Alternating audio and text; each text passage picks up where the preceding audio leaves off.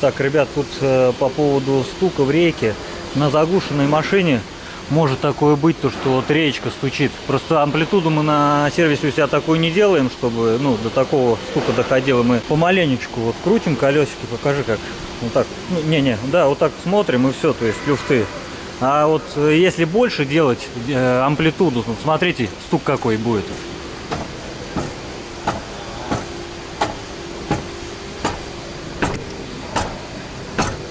Вот, так что это нормально. То есть я проверял на прадиках вот тут вот нескольких. Это в пределах нормы. И не беспокойтесь за эти стуки. Подписывайтесь на канал, есть группа ВКонтакте. Ссылочки все под видео. Давайте удачки, ребята.